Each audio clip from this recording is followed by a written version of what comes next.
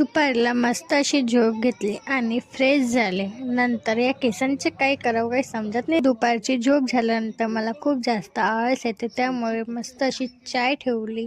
चाय होते तोपर्यंत चला तुम्हाला देवांश दाखवते काय करत आहे. तर देवांश तर पप्पांसोबत गाडीवरती बसून चाबीसोबत खेळत होता आणि मी कॅमेरा घेऊन गेली तर माझ्याकडे बघत होता. तोपर्यंत चाय पण झालती. मग चाय गाळली आणि देवांशच्या पप्पांना आणि काकांना नेऊन दिली. त्यांना नेऊन दिली आणि मी सुद्धा चाय पिली.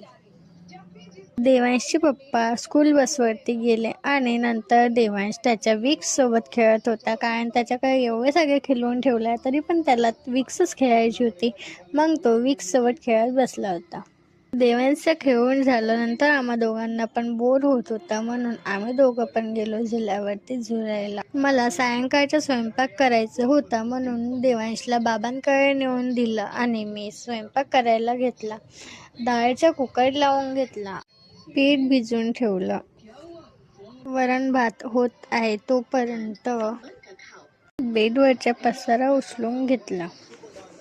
पुढच्या रूममध्ये देवांशची खेळणी सुद्धा पडली होती, ती सुद्धा उचलून घेतली.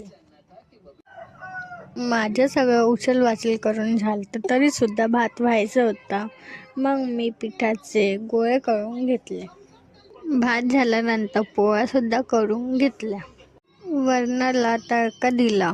पूर्ण स्वयंपाक झाल्यानंतर गॅस पुसून घेतली, कारण झाडू मारला. कपड्यांची घडी केली आणि बाबांकडून देवांशला घेऊन लपन छुपन खेळला होता. नंतर देवांशचे पप्पा आले आणि देवांश बघा पप्पांकडे जायला कसा करतोय. चला भेटूया असंच एका मिनी ब्लॉगमध्ये. व्हिडिओ आवडला असेल तर लाईक, शेअर, सबस्क्राईब. बाय.